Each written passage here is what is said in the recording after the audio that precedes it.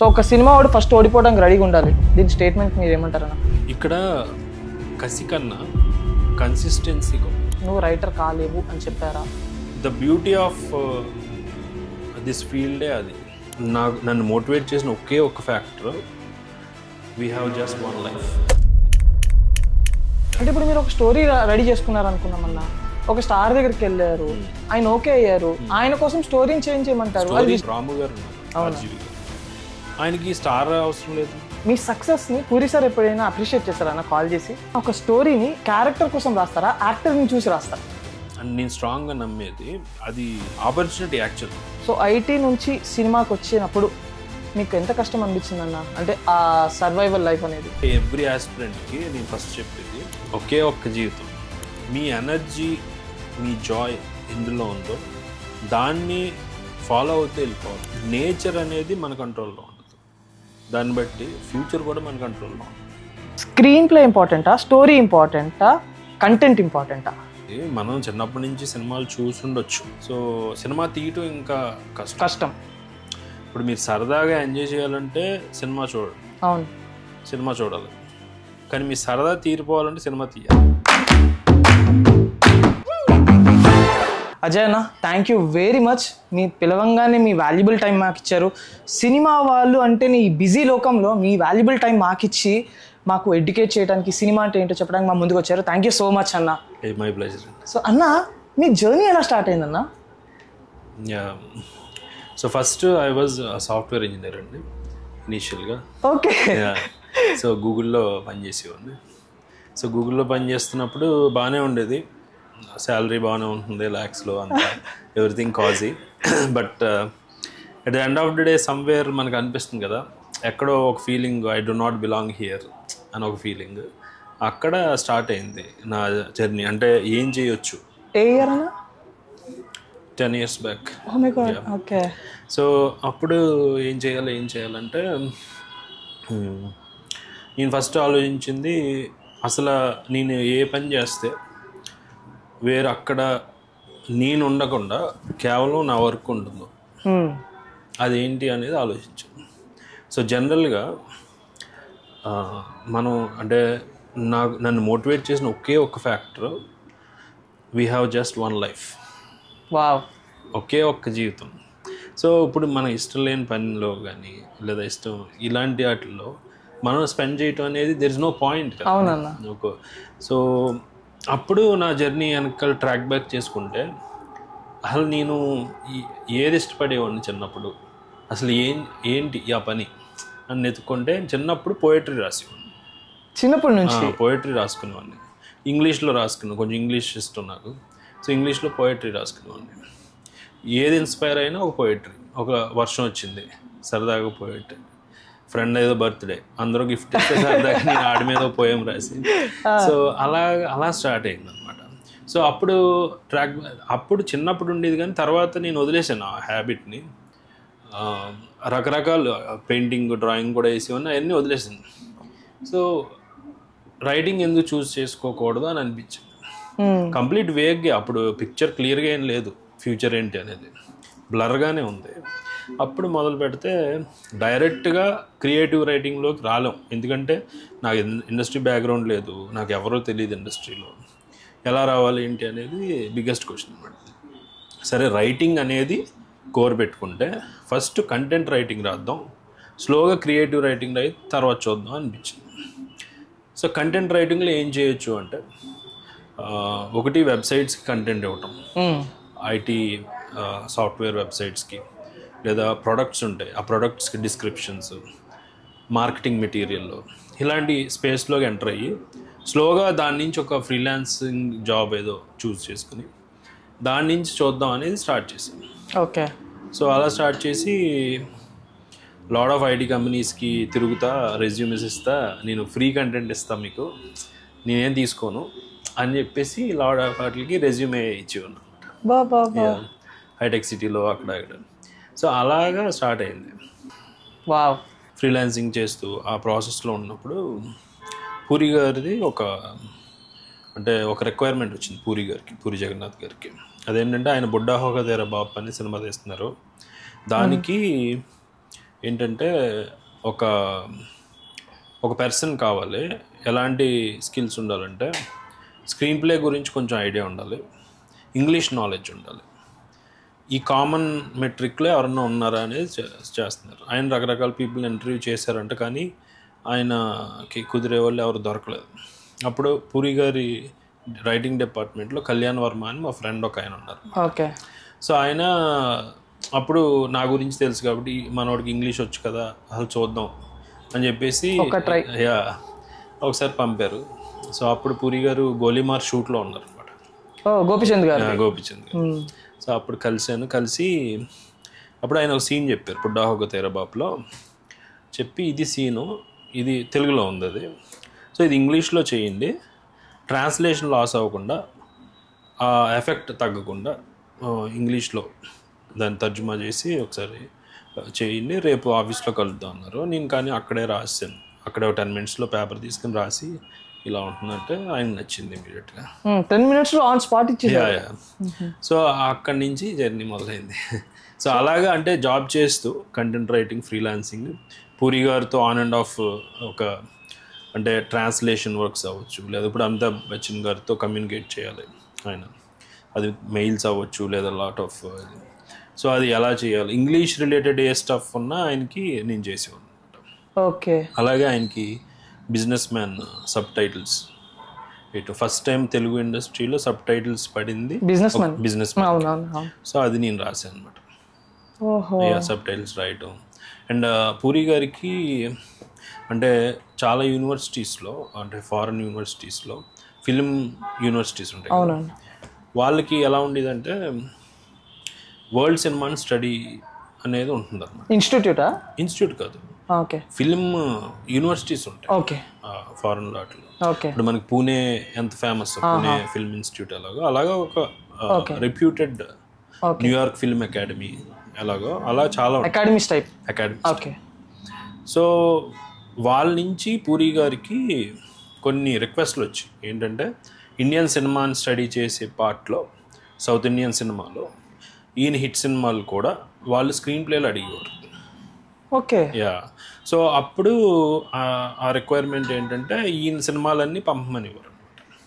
So ఆయన తెలుగులో ఉంటాయి కదా, సో పోక్రీ నుంచి మిగతా మూవీస్ అన్నీ కూడా నేను ఏం చేసేవానంటే దాన్ని ఇంగ్లీష్లో ట్రాన్స్లేట్ చేసి, హాలీవుడ్ స్క్రీన్ ప్లే ఫార్మాట్ వేరేగా ఉంటుంది, దాని సిడ్విల్ ఫార్మాట్ అని ఒకటి అంటారు, దానిలోకి మార్చి ఏ అవసరం లేదో అవన్నీ తీసేసి ఆ స్ట్రక్చర్లో పెట్టి ఇవ్వాలన్నమాట. సో అదంతా నేను ఆయనతో ఆల్మోస్ట్ 4-5 years ఆయనతో ట్రావెల్ అయ్యాను అనమాట. సో అది పూరి గారు తర్వాత ఫుల్ టైం ఇంటూ ఇది కూడా క్రియేటివ్ వర్క్ ఏం కాదు, పూర్తిగా ట్రాన్స్లేషన్ కొంచెం క్రియేటివిటీ 10% పూర్తిగా into creative writing Prashant Varma గారిది. సో నాని గారు ప్రొడ్యూసర్, కాజల్, నిత్యానందన్. సో ఆ తర్వాత మల్లేశం, తర్వాత శెట్టి మంగళవారం, వీటికి one of the writers, team of writers 3-4 ఉండేవాళ్ళు, అందులో వన్ ఆఫ్ ద రైటర్స్ చేశాను. ఇప్పుడు ప్రస్తుతం వైజయంతి మూవీస్లో ఒకటి నడుస్తుంది, ఎక్కువ డీటెయిల్స్ అప్పుడే అది వాళ్ళ సినిమా వరకు రివీల్ చేయకూడదు ముందే. సో అనేది కంప్లీట్లీ డిఫరెంట్ కాన్సెప్ట్ అన్న, తెలుగు ఇండస్ట్రీకే అది చాలా కంప్లీట్లీ డిఫరెంట్ కాన్సెప్ట్. ఒక 4 స్టోరీలు ఒకటి పొజిషన్స్లో ఒకటే లొకేషన్లో ఎవరు గెస్ చేయరు. సో మీకు ఆ థాట్ ఎలా వచ్చిందన్న రాయాలి అని? అది ఆయనదే, ప్రశాంత్ వర్మ గారు డెవలప్మెంట్, సీన్ డెవలప్మెంట్, స్టోరీ. నా రోల్ ఎక్కువ స్క్రీన్ ప్లేలోనే, not into story, not into dialogue, screen play, how it should be played on the screen. Screen ప్లేలోనే ఎక్కువ పాత్ర. అండ్ మీ ఫస్ట్ స్టోరీ ఎక్స్పీరియన్స్ ఎలా అనిపించింది అన్న అనేదా? అది ఫస్ట్ ప్లాట్ఫామ్. కరెక్ట్. అంటే చాలా యూనిక్ ఎక్స్పీరియన్స్ అండి. అంటే ఒక స్టార్టర్కి భయం ఉంటుంది, ఖచ్చితంగా ఉంటుంది, భయం ఉంటుంది. బట్ యూజువల్గా మీకు ఎలా ఉంటుందంటే ఫస్ట్ 1 or 2 days అది ఉంటుంది, తర్వాత మీరు రీసెర్చ్ మోడ్లోకి వెళ్ళిపోతారు. ఇప్పుడు ఎలా ఉంటుందంటే, సో అందులో కాజల్ పాత్ర, అవునండి, ప్రొటాగనిస్ట్. సో తను ఒక డిజార్డర్తో ఇదవుతుంది, దాని గురించి చాలా రీసెర్చ్ చేయాల్సి వచ్చింది అనమాట. ఓకే. అంటే ఏంటి ఈ డిజార్డర్ ఏంటి, ఆ డిజార్డర్కి ఎలా ఉంటుంది, దీన్ని ఎలా చేయొచ్చు. ఇప్పుడు మీ కంటెంట్ ఉండటం వేరు, నాలెడ్జ్ ఉండటం వేరు, ఆ నాలెడ్జ్ని స్క్రీన్ మీదకి కమర్షియలైజ్డ్గా పెట్టడం వేరు. అమ్మో. అది కొంచెం టఫ్. ఓకే. సో అందులో చాలా అంటే ఐ ఎంజాయ్డ్ ఆల్సో లాట్. ఎన్ని డేస్ పెట్టేదన్నా మీకు అలాగా లైక్ స్క్రీన్ ప్లే? డిపెండ్స్ అండి. అంటే ఒక్కో మూవీకి ఇప్పుడు శెట్టికి యూజువల్గా 1 to 2 years పట్టింది. ఆఫ్టర్ స్క్రిప్ట్ వచ్చిన తర్వాత స్క్రీన్ ప్లే రాయటానికి? సో ఒక టీమ్ ఆఫ్ రైటర్స్ ఉంటాం కదా, సో రకరకాల వెర్షన్స్ రాసి మళ్ళీ అది డైరెక్టర్కి నచ్చాలి. డైరెక్టర్ దగ్గర ఆయన ఓన్ వెర్షన్ ఉంటుంది, మళ్ళీ ఓకే, ఆయన ఓన్ స్క్రీన్ ప్లే ఉంటుంది. అలా కాకుండా ఒక మిక్స్ అండ్ మ్యాచ్లో ఒకటి ఇవ్వటం. సో యూజువల్గా మినిమమ్గా ఒక స్క్రిప్ట్ కంప్లీట్ అవ్వటానికంటే ఫాస్ట్గా అంటే పూరి గారిని పక్కన పెట్టండి, ఆయన జీనియస్. అది ఆయన 10 daysలో స్టోరీ రాసేస్తారు, 10 daysలో డైలాగ్స్ రాసేస్తారు, 20 daysలో రెడీ వెళ్ళిపోద్ది, షూట్ కూడా వెళ్ళిపోద్ది అది. సో యూజువల్గా మామూలుగా యావరేజ్ హ్యూమన్ బీయింగ్కి అయితే ఒక 2 to 3 months పడుతుంది మినిమంగా. ఓకే. మ్యాక్సిమం అంటే 6 months పట్టొచ్చు, 1 year కూడా పట్టొచ్చు. ఓకే. డిపెండ్స్, 1 to 2 years పట్టొచ్చు. అమ్మో. ఇప్పుడు ఫణీంద్రనాథ్ శెట్టి గారు ఉన్నారు, ఆయన 8 వసంతాలు తీశారు. ఆయన 5 years 6 years రాసుకున్నారు అది. So it depends on the personality of the director, creator, writer. అది. అండ్ అన్న మీకు అంటే ఒక రైటర్కి లైక్ మీలాంటి స్క్రీన్ రైటర్, స్టోరీ రైటర్స్కి 2 years పట్టింది అంటున్నారు కదా, టీమ్ ఆఫ్ రైటర్స్కి 2 years వీళ్ళే మీ మెయింటెనెన్స్ అంతా చూసుకునేవారా? యా డిపెండ్స్ అండి. యా యూజువల్గా చూసుకుంటారు. కొత్త వాళ్ళకన్నా? కొత్త వాళ్ళకి కూడా డిపెండ్స్ అండి, లాట్ ఆఫ్ థింగ్స్. ఇప్పుడు ఎలా ఉంటాయంటే ప్రాజెక్ట్ బేస్డ్ మనీ ఉంటుంది, ప్రాజెక్ట్కి ఎంత ఇస్తామని. లేదు ఇలా లాంగ్ టర్మ్ ఉన్నాయి, నెలకింతని సాలరీ వైజ్ ఇస్తారు. ఓకే. 2 types ఉన్నాయి. ఓకే. మీరు నెగోషియేట్ చేసుకోవచ్చు. ఓ దాంట్లో కూడా నెగోషియేషన్? అంటే నాకు ఇలా కావాలి, నాకు అలా వద్దు, నెల మీకు ఎంత కావాలో చెప్పండి, నేను ఆఫీస్ కూడా రాను, మీకు ఎప్పటికప్పుడు మీరు అడిగింది నేను కంటెంట్ పంపించేస్తుంటా. ఓకే, వర్క్ ఫ్రమ్ హోమ్ లాగా మనకి 80% అలా ఉంటుంది. నెక్స్ట్ అంటే ఆ లగ్జరీకి రావాలంటే బిగినర్ కొంచెం కష్టం, కొంచెం నమ్మకం కుదరాలి. అండ్ కొంతమంది ఎలా ఉంటుందంటే షూట్కి కూడా రావాలంటారు. అప్పుడు షూట్కి కూడా రావాలంటే అది ఇంకొంచెం మనకి ఎక్స్ట్రా మనీ అవుతుంది అనమాట, ఇవ్వాలి వాళ్ళు ఎక్కువ. ఎందుకంటే షూట్లో నేను ఉన్నాను అనుకోండి, షూట్ మేబీ 6 to 8 months జరిగింది అనుకోండి, నాకు ఆ 6 to 8 months నేను బ్లాక్ అయిపోయినట్టు, అంటే వేరే చేసుకోలేను కదా. సో అది కూడా దానికి అప్పుడు శాలరీ వైజ్ ఇస్తారా లేదా ప్రాజెక్ట్కి ఎంత ఇస్తారా అనేది మాట్లాడుకోవాలి. సో ఐటీ నుంచి సినిమాకి వచ్చినప్పుడు మీకు ఎంత కష్టం అనిపించింది అన్న? అంటే ఆ సర్వైవల్ లైఫ్ అనేది? సర్వైవల్ అనేది టఫ్ అండి, రియల్లీ టఫ్. అంటే నాకు లక్కీగా బ్యాక్గ్రౌండ్లో కంటెంట్ రైటింగ్, ఫ్రీలాన్సింగ్ కూడా కంటిన్యూ అయ్యింది నాకు. ఓకే. అది అవ్వటం వల్ల నాకు దాని నుంచి కూడా ఫ్లో వచ్చింది. ఇప్పుడు ఎంత క్రియేటివ్ రైటింగ్లో ఉన్నా, సో అంతకుముందు పాస్ట్ క్లయింట్స్ వాళ్ళకి ఏదో మార్కెటింగ్ ఏదో రాయాలి లేదా ఏదో రాయాలి, సో అది కంటిన్యూ అయ్యేది కాబట్టి నేను బ్యాలెన్స్ చేయగలిగాను. యూజువల్గా అది లేకపోతే చాలా టఫ్. నేను అందుకే ఎవ్రీ ఆస్పిరెంట్కి నేను ఫస్ట్ చెప్పేది జాబ్ మానద్దు. అసలు జాబ్ మానేసి సడన్గా దూకేయటం అనేది చాలా తప్పది. సో ఖచ్చితంగా ఒక avenue for your revenue create చేసుకోవాలి. అది చేసుకుంటే అప్పుడు దీని మీద మనం ఫోకస్ చేయగలుగుతాం. ఇప్పుడు రైటింగ్ అనేది మీరు కంప్లీట్ వచ్చి చేయాల్సిన పని లేదు.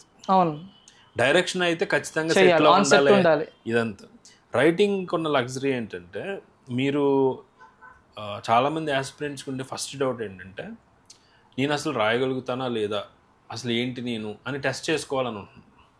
సో అలా టెస్ట్ చేసుకోవడానికి మీరు జాబ్ మానేసి వచ్చి టెస్ట్ చేసుకోక్కర్లేదు.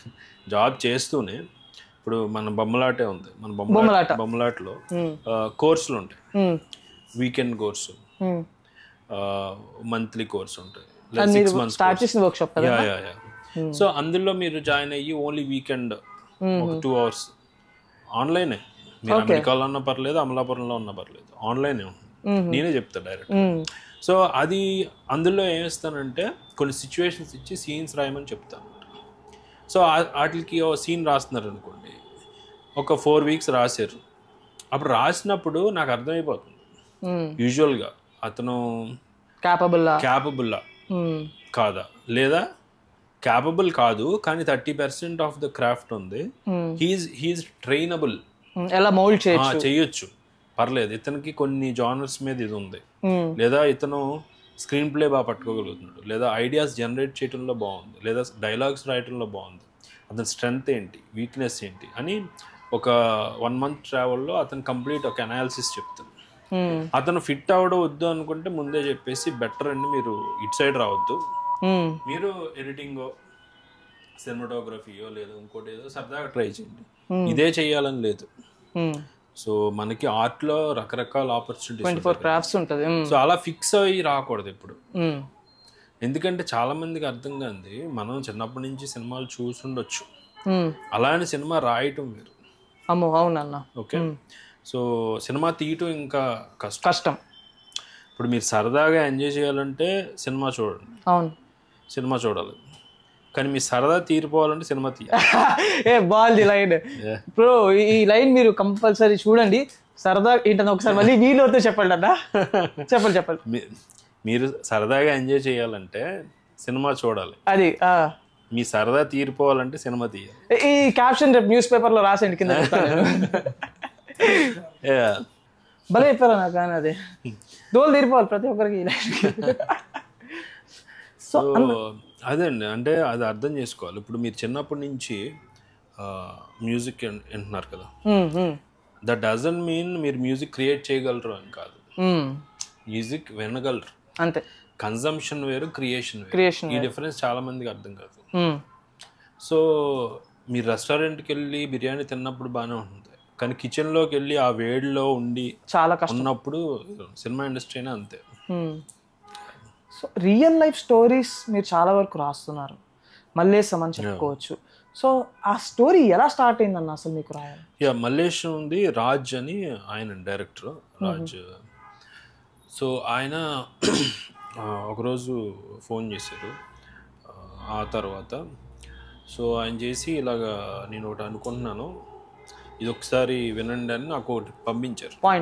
పాయింట్ కాదు, ఒక వీడియో పంపించారు. ఆ వీడియోలో ఏంటంటే ఆ మల్లేశం ఎవరైతే ఉన్నారో ఆయన ఒక టెడ్ టాక్ ఇచ్చారు.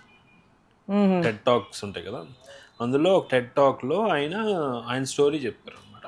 స్టోరీ టెల్లర్ కాదు, మల్లేశం ఎవరైతే, మల్లేశం మీరు చూసారు కదా, అందులో వాళ్ళ అమ్మగారి గురించి ఆయన క్రియేట్ చేశారు కదా మెషిన్. సో టెడ్ టాక్స్ లో ఏంటంటే ఇలా అచీవర్స్ వీళ్ళందరూ మాట్లాడుతుంటారు అనమాట. ఓకే, వాళ్ళ అచీవ్మెంట్స్ గురించి, వాళ్ళు ఏం చేశారు అని. ఓకే, సో అలా ఒక టెడ్ టాక్ లో ఆయన మాట్లాడిన ఒక 1/2 గంట క్లిప్ ఉంది. ఓకే, ఆడియన్స్ ముందు మాట్లాడతారు. సో అది నాకు పంపించారు రాజ్. పంపించి ఇలా దీన్ని సినిమా చేయాలనుకుంటున్నాను, ఈ లైఫ్ని ఏంటి మనం ఏం చేయొచ్చు అని. అప్పుడు అలా స్టార్ట్ అయింది అనమాట.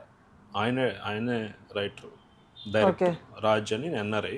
అది తర్వాత ఇప్పుడు మొన్న 23 అని వచ్చింది కదా. అవునండి, ఈ మధ్య రిలీజ్. అంతకుముందు బాలీవుడ్ లో కూడా 8 AM అని ఒకటి తీశారు ఆయన, 8 AM మెట్రో అని ఒకటి తీశారు. 3 సినిమాలు తీశారు ఆయన. ఫస్ట్ సినిమా మల్లేశం అయింది. ఓకే, సో ఈ స్టోరీ గురించి మీరు రెక్కి చేశారా అన్న? అంటే రెక్కి అని కాదు, ఇట్స్ లైక్ అబౌట్ రీసెర్చ్ అండి. ఎలా అంటే ఇప్పుడు ఫస్ట్ థింగ్ మల్లేశం అనే ఆయన ఉన్నారు. మల్లేశం అనే ఆయన ఈ మెషిన్ కనిపెట్టారు. వాళ్ళ అమ్మ గురించి. సో ఇక్కడ గొప్పతనం మెషిన్ కనిపెట్టడం కాదు, ఒక అన్ఎడ్యుకేటెడ్ పర్సన్ వాళ్ళ అమ్మ పెయిన్ తీర్చడం కోసం ఎలా శ్రమించి, అసలు ఇంగ్లీష్ కూడా రాదు, డిక్షనరీ కొనుక్కుని వర్డ్స్ నేర్చుకుని అలాగా ఆయన ఎలా కనిపెట్టాడు, ఆ జర్నీ అనేది మోస్ట్ సైకిల్ వీల్స్ అనేది చాలా టఫ్ కదండి. సో అది, సో నాకు ఓకే ఆయనతో కలిసి మాట్లాడి ఇవన్నీ చాలా రీసెర్చ్ అంతా జరిగింది. అయితే మోస్ట్ ఇంపార్టెంట్ నాకు ఎగ్జైట్మెంట్ ఏంటంటే, ఇప్పుడు మల్లేశం అన్న ఆయనకి గవర్నమెంట్ ఏదో అవార్డు ఇచ్చింది, వాట్ ఎవర్, ఇదంతా రికగ్నైజేషన్ వచ్చింది. అసలు మల్లేశం అనేవాడు ఉన్నాడు అని ప్రపంచానికి ఎలా తెలిసింది అనేది నా క్యూరియాసిటీ. సో అప్పుడు రీసెర్చ్లో రాజ్ గారు చెప్పింది ఏంటంటే, గణేష్ అని ఒక ఆయన ఉన్నారు, కల్నల్ గణేషన్ అని ఒక మిలిటరీ ఆయన. ఓకే, సో ఆయన స్టోరీ ఇంకా ఇంట్రెస్టింగ్గా ఉంటుంది. సో నేను ఆయనతో ఎక్కువ స్పెండ్ చేసి ఉన్నాను అనమాట. మలేషియం గురించి వెళ్ళి సో అదేంటంటే ఈవెన్ ఆఫ్టర్ ఫిల్మ్ కూడా ఆయన చాలాసార్లు కలిసాను. సో ఆయన స్టోరీస్ క్లుప్తంగా చెప్తా, చిన్న బ్రీఫ్గా. ఆయన మిలిటరీ పర్సన్, మిలిటరీలో చేసేవారు. చేస్తే ఆయనకి క్రియేటివిటీ మీద, ఇన్నోవేషన్ మీద, సృజనాత్మకత అన్న ఎలిమెంట్ చాలా ఎగ్జైటింగ్ ఆయనకి. సో ఆయన మిలిటరీలో ఉండగానే రకరకాల ఎలిమెంట్స్, అంటే ఇప్పుడు మీరు ఒక వెపన్ వాడుతున్నారు, ఒక AK-47 అనుకోండి. అదే AK-47 మీరు ఎడారిలో వాడినప్పుడు ఒకలా ఉంటుంది, మంచులో వాడినప్పుడు ఇంకోలా ఉంటుంది, ఇంకో చోట మామూలుగా ఉన్నప్పుడు ఇంకోలా ఉండొచ్చు. సో ఒక మిలిటరీ వాడు త్రూ అవుట్ ఇండియా రకరకాల క్యాంప్స్లో ఉంటాడు కదా. ఇప్పుడు ఒక ఏరియా జమ్మూ అండ్ కాశ్మీర్లో ఉన్నోడు నాలెడ్జ్ వేరేగా ఉంటుంది, ఒక ఎడారి దగ్గరలో ఉన్నోడు నాలెడ్జ్ వేరేలా ఉంటుంది. సో ఒక వెపన్కి సంబంధించి మల్టిపుల్ నాలెడ్జ్ అంతా కలిపి ఒక చోట ఎందుకు పెట్టకూడదు అని ఆయనకు అనిపించి ఆయన రకరకాల ఇన్నోవేటివ్గా ఏం చేసేవారంటే మిలిటరీలో త్రూఅవుట్ ఈ మిలిటరీ క్యాంప్స్ రకరకాలు ఉంటాయి కదా ఇండియన్ ఆర్మీలో. ఈయన ఇంట్రెస్ట్తో ఆయన డ్యూటీ చేస్తూనే ఎక్స్ట్రా ఒక 2 గంటలు పడుకోకుండా రీసెర్చ్ చేసేవారు అనమాట.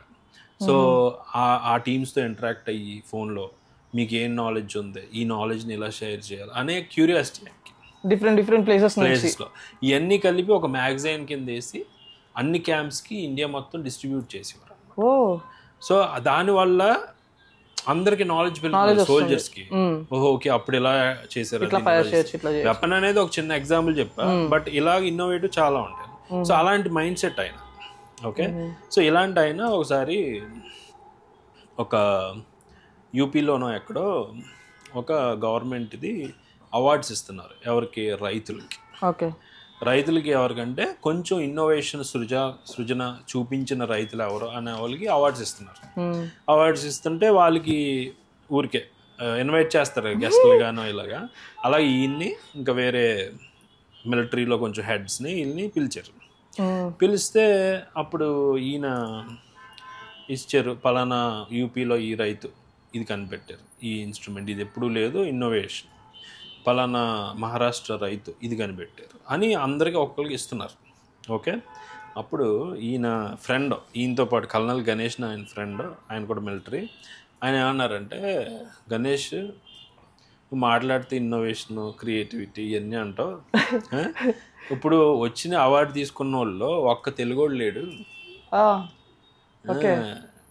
మరి ఏంటి మీ వాళ్ళకి ఇన్నోవేషన్ రాదా? ఎక్కడి నుంచి వచ్చిన వాళ్ళు వాళ్ళందరూ డిఫరెంట్ పీపుల్, తెలుగుడు తప్ప మిగతా వాళ్ళకి వచ్చిన అవార్డ్స్. ఏది రూరల్గా ఇన్నోవేషన్స్లో. అప్పుడు ఆయనకి ఫస్ట్ బీజం అక్కడ పడింది అనమాట. పడి అప్పుడు ఏం చేయాలి అని చెప్పేసి ఆ రోజే ఆయన డిసైడ్ అయ్యారు. నేను మిలిటరీలోంచి రిటైర్ అయ్యాక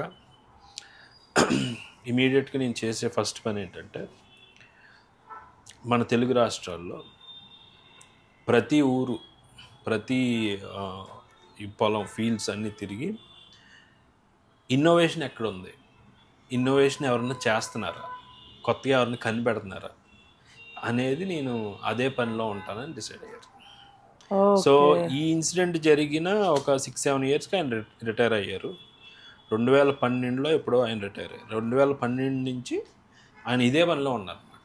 ఒక ఊరు వెళ్ళటం, బస్సులో ఒక చోట దిగిపోవడం, అక్కడి నుంచి ఇంకా కాలినడకనే ఆ పొలాలన్నీ తిరుగుతూ రైతులను, ఒక్కొక్క రైతుని కలిపి ఇక్కడ ఎవరన్నా ఏదన్నా కనిపెట్టారు అని అడగటం, కొంచెం తెలుసుకోవటం, అలా కనిపెట్టి ఒక మ్యాగజైన్ సేమ్ మిలిటరీలో ఎలాగో ఇక్కడ ఆయన ఒక పల్లె సృజన అని ఒక మ్యాగజైన్ క్రియేట్ చేసి, పలానా పల్లెటూరులో ఒక రైతు చెట్టు ఎక్కడానికి ఇలాంటి ఒక చిన్నది ఇన్నోవేట్ చేసాడు, ఇది మీకు కూడా ఉపయోగపడవచ్చు అని ఆ మ్యాగజైన్ అందరికీ షేర్ చేస్తా.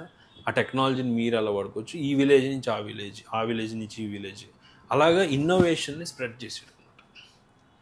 సో అలా చేస్తున్న ప్రాసెస్లో తగిలిన ఒక వ్యక్తి మల్లేశం.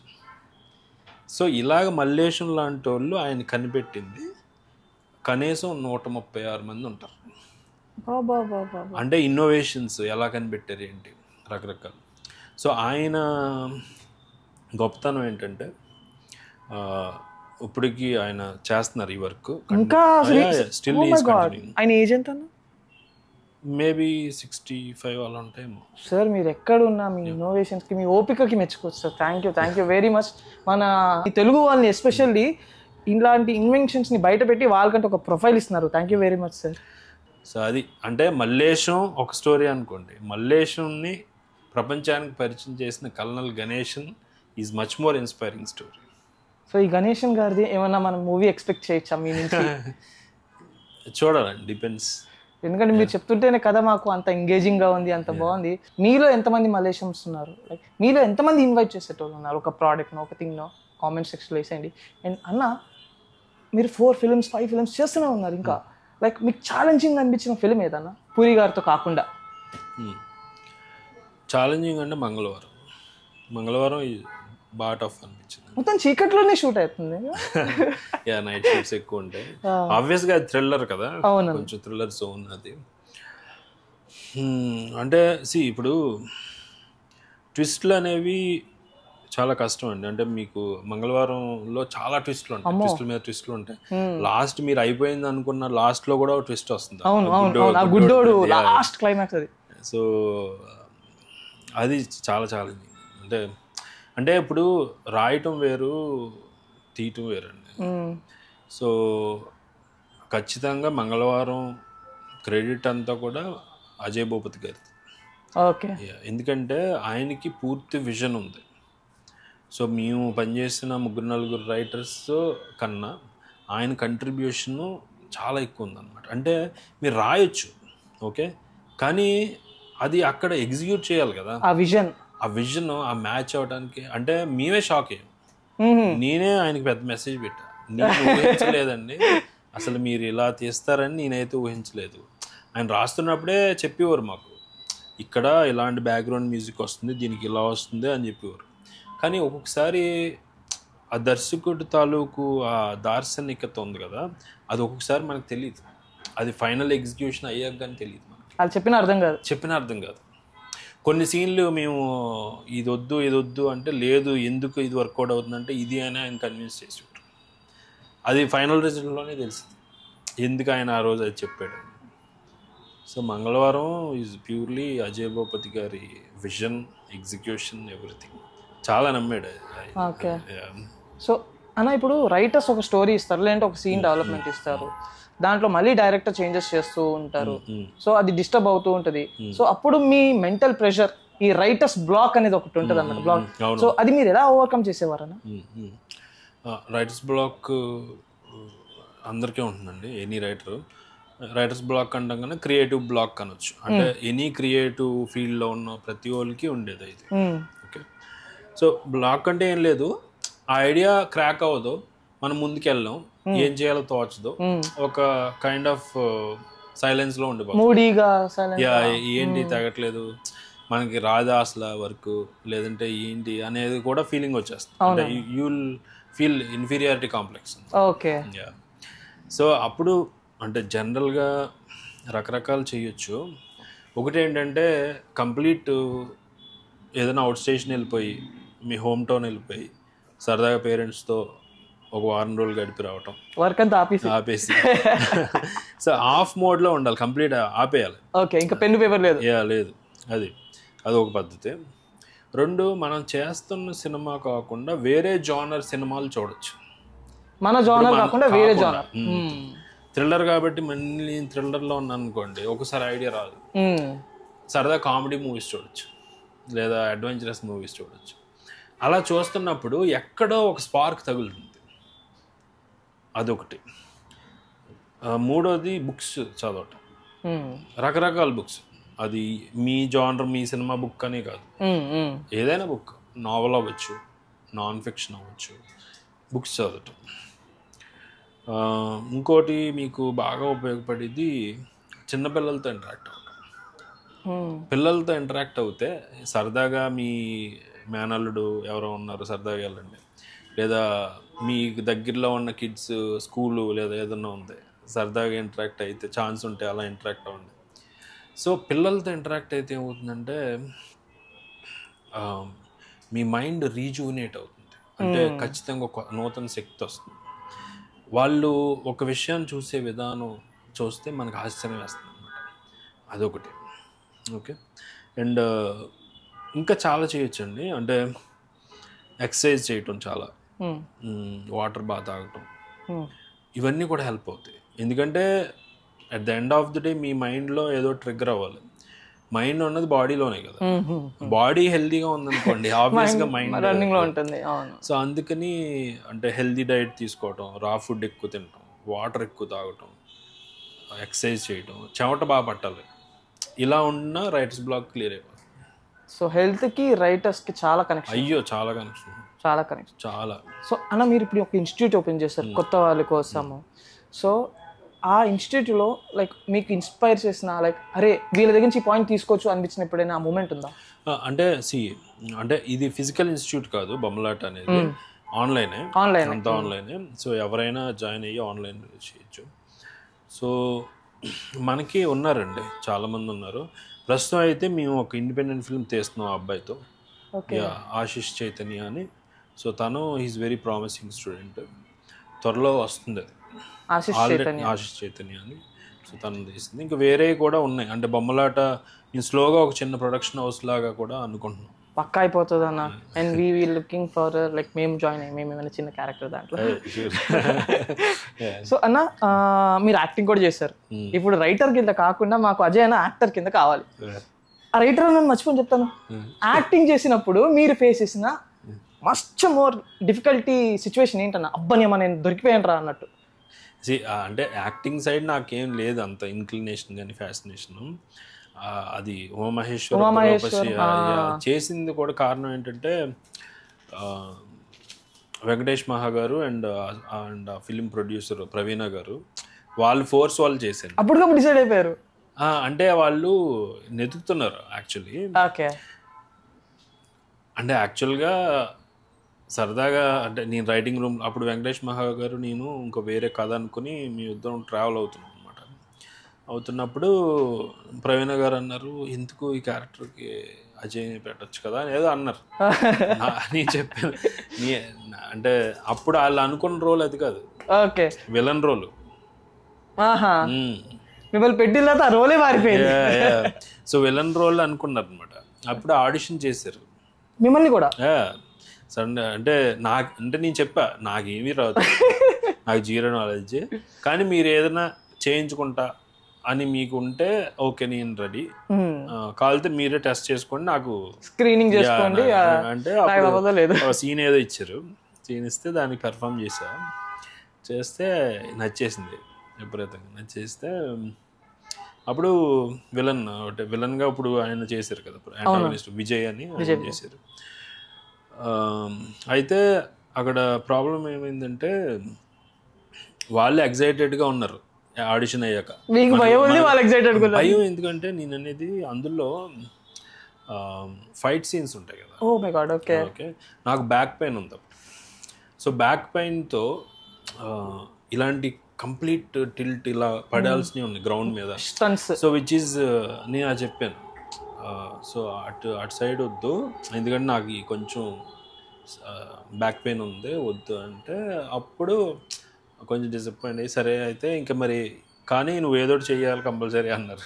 సరే అని అది అప్పుడు ఆ రోల్ చేశాను. సో ఇరికించేసారు మీరు అనుకోలేదండి, అనుకోలేదు.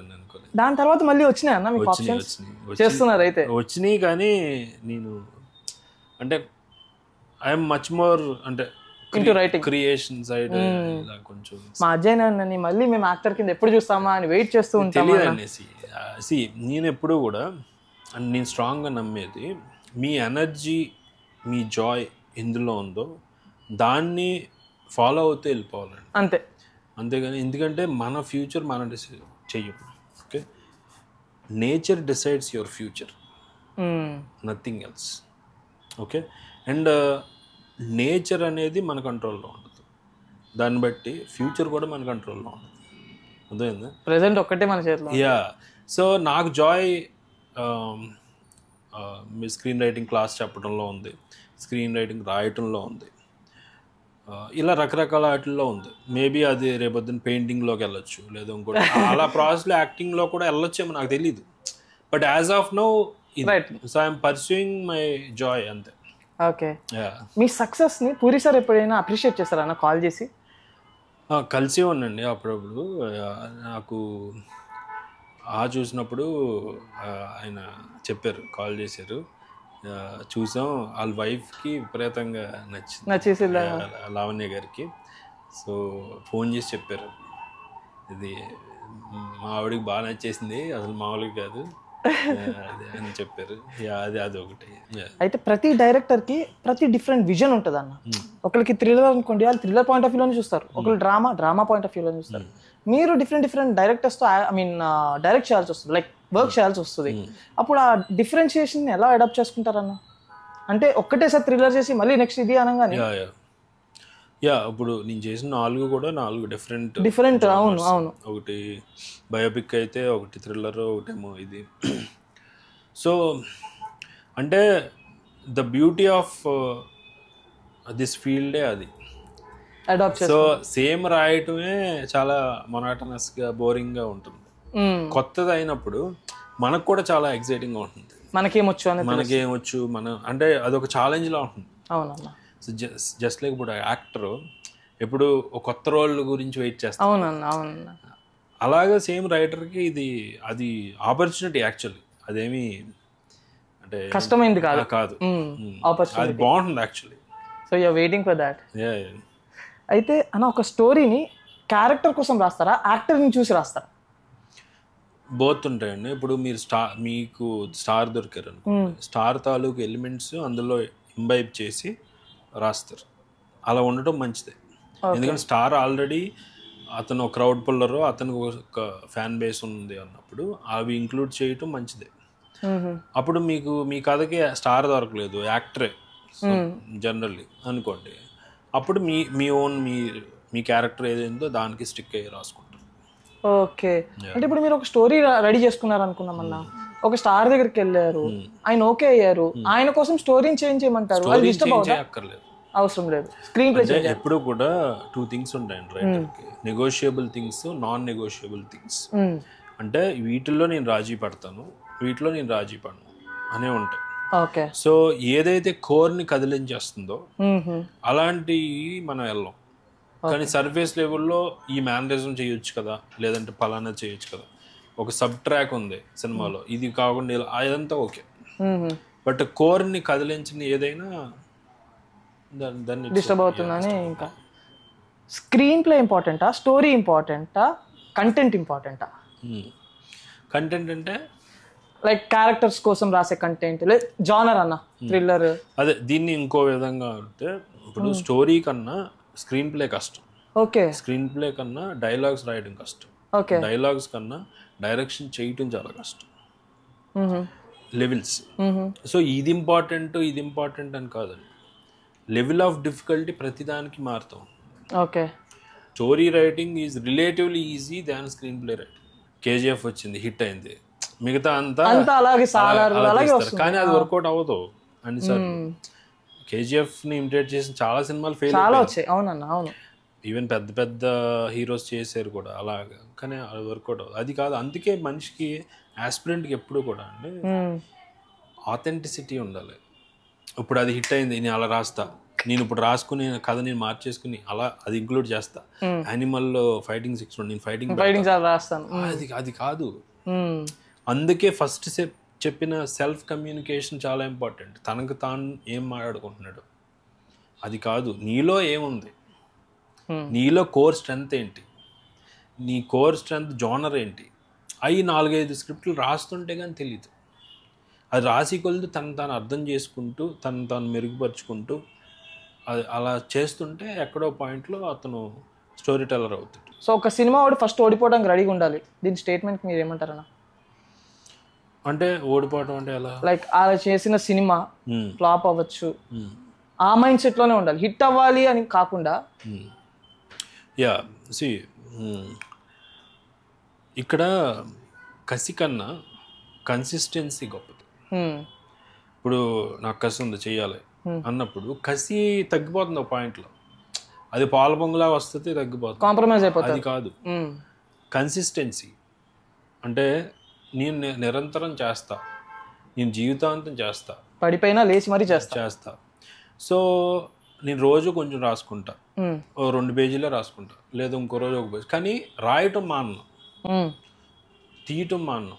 నాకు సోర్స్ ఏదున్నా లేకపోయినా, ఇప్పుడు రాము గారు ఉన్నారు, ఆర్జీవి గారు, ఆయనకి స్టార్ అవసరం లేదు, లేదా ఇది లేదు, ఆ కెమెరా లేదు, ఇది లేదు, ఏ కెమెరా ఆయనకి కోర్లో మేకింగ్ అంటే ఇష్టం, క్రియేషన్ అంటే ఇష్టం. అది కన్సిస్టెన్సీ. ఆ స్టార్ ఒప్పుకోలేదు, ఆ స్టార్ ఒప్పుకునేదాకా 4 ఏళ్ళు వెయిట్ చేస్తాను, అది ఆ మెంటాలిటీ. సో ఆయనలో ఏముంది, కన్సిస్టెన్సీ ఉంది. ఓ కసి అది కాదు. కసి కెన్ బి ఒక ఉండొచ్చు, కానీ దాని తర్వాత మిమ్మల్ని కాపాడేది మీ కన్సిస్టెన్సీ. నిరంతరం దాని మీద ఒక ఉత్సాహం. అది. థ్యాంక్ యూ అన్న, నిజంగా మీలాంటి వాల్యుబుల్ టైం మాకు ఇచ్చి మాకు చాలా మెసేజ్ ఇచ్చారు సినిమాలోకి ఎలా వెళ్ళాలి ఏంటి అనేది. చూసారు కదా ఫ్రెండ్స్, ఇది నాతో నేను సినిమా ముచ్చట్లు అనుకోండి, లైక్ సినిమా టాక్స్ అనుకోండి. సో నెక్స్ట్ వీక్ మళ్ళీ మీ ముందుకు ఒక సెలబ్తో వచ్చేస్తాను, ఇంకా ఎంతో ఇన్ఫర్మేటివ్ వీడియోని చేసేస్తాను. Until then keep watching Telugu now, signing out.